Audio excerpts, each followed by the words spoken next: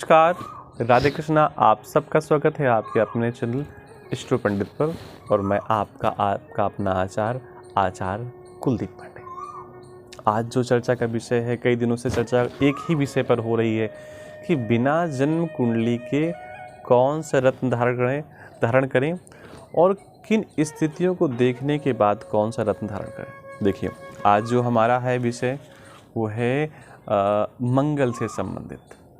देखिए, मंगल पृथ्वी का पुत्र भी है, मंगल कर्म का कारक भी है, मंगल प्रशासन का भी कारक है। अब समझिएगा, प्रशासन के जो लोग होते हैं, ज़्यादातर ऐसे लोगों को क्रोध करना पड़ता है। क्रोध उनको ना भी आए तो भी उनको कई बार क्रोध करना पड़ता है, क्योंकि उदाहरण के रूप में अगर ट्रैफिक में कोई पुलिस वाला खड़ा है और वो अगर क्रोध नहीं करेगा तो लोग उसकी बातों को गौर से नहीं सुनेंगे। आप कल्पना करिए, किसी ट्रैफिक में पुलिस की जगह किसी संत महात्मा को खड़ा कर दिया जाए, क्या संत महात्मा ट्रैफिक को ठीक कर पाएगा? नहीं कर पाएगा। किसी ब्राह्मण को खड़ा कर दिया जाए, पंडित को खड़ा कर दिया जाए, वो नहीं कर पाएगा। उसके लिए तो वही व्यक्ति श्रेष्ठ है जो उस डिपार्टमेंट का फुलफिल नॉलेज रखता है। देखिए, क्रोध अधिक आना, भाइयों से संबंध ठीक ना होना, दुर्घटनाएं होना, रक्त विकार होना, कुष्ठ रोग होना, फोड़ा फुंसी होना, उच्च रक्तचाप होना, चेचक, फ्लैग आदि के रोग होना। अब एक चीज़ समझिए, ये जितने भी रोग हमने बताए आपको, ज़्यादातर रोग आपके रक्त से संबंधित हैं। भाई, रक्त ज़्यादा उबाल मारेगा तो क्रोध आएगा, रक्त में कुछ थोड़ा सा ज़्यादा उबाल मारेगा तो भाइयों से संबंध ठीक नहीं होंगे। भाइयों की भाषा कानों में चुभने के जैसे लगेगी, जैसे किसी ने कांटे चुभा दिए हों। दुर्घटनाएं कब होंगी? जब रक्त आपका नियंत्रित नहीं होगा। रक्त नियंत्रित नहीं होगा, आपका मन नियंत्रित नहीं होगा, तो कई बार दुर्घटनाएं भी हो जाती हैं। रक्त विकार आप जानते हैं कि रक्त से संबंधित किसी प्रकार का विकार हो गया।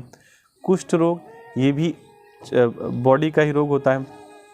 फोड़ा फुंसी, जब रक्त में किसी प्रकार का विकार होता है तो अक्सर फोड़ा फुंसी आपको निकल आती है। उच्च रक्तचाप, अंग्रेजी पढ़े लिखे लोग इसे आजकल ब्लड प्रेशर कहते हैं, high blood pressure, low blood pressure, तो ये भी रक्त से ही होता है। चेचक, फ्लैग आदि रोग भी रक्त के ही हैं। रक्त में जब किसी प्रकार की दूषितता आ जाती है, रक्त किसी प्रकार से संचरण अव्यवस्थित हो जाता है, तो इस प्रकार के रोग आपको हो जाते हैं। अब ऐसे रोग हैं तो रत्नों से कैसे ठीक किया जा सकता है, कौन सा रत्न धारण करें? तो उसके लिए मूंगा बताया गया कि मूंगा आप पहने, जिससे आपको लाभ हो सकता है। मैं पहले कई बार बता चुका हूँ कि जब भी आप रत्न पहनने का प्रयास करें, रत्न का शौक़ रखें, तो पहले कम कीमत का रत्न पहने। क्यों? क्योंकि उसका असर आपको दिखाई दे, फिर उसके बाद महंगा रत्न पहनिए। अब ये मूंगा पहनना कहाँ है, हमने कई बार चर्चा की है। ये आपकी अनामिका उंगली है, इसी को कई लोग रिंग फिंगर भी बोलते हैं। शादी में इसी में अंगूठी पहनाई जाती है, आजकल बड़ी अच्छी परंपराएं चल रही हैं। तो इसी उंगली पर आप मूंगा पहन सकते हैं।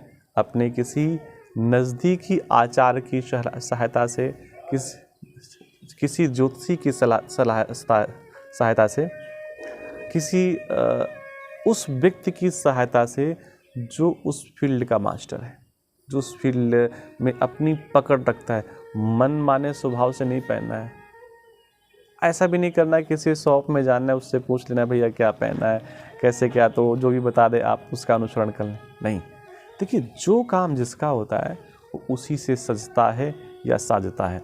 तो आप ऐसी स्थिति में मूंगा धारण कर सकते हैं। अनामिका उंगली पे मूंगा धारण करना चाहिए आपको, ये उंगली पे। और धारण किस दिन करना है?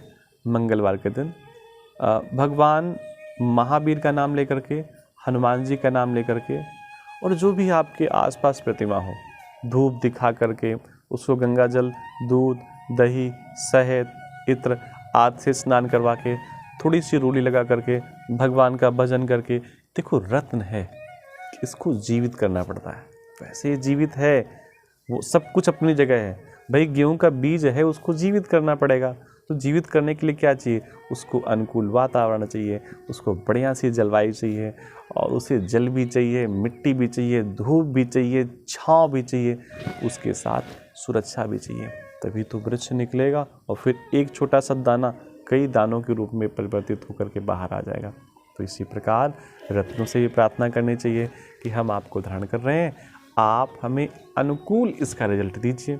इस प्रकार करके आप अपनी अनामिका उंगली पे मंगल का रत्न मूंगा धारण कर सकते हैं, जो निश्चित ही आपके जीवन को परिवर्तित करने में कारगर साबित होगा। एक पुरानी वही सलाह, बिना किसी ज्योतिषी सलाह के आप ऐसा बिल्कुल भी ना करें।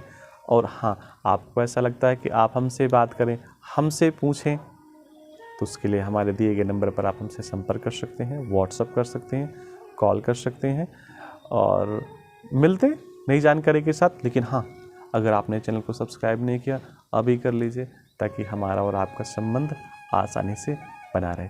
सबको राम राम, सबको राधे कृष्णा, सबको नमस्कार।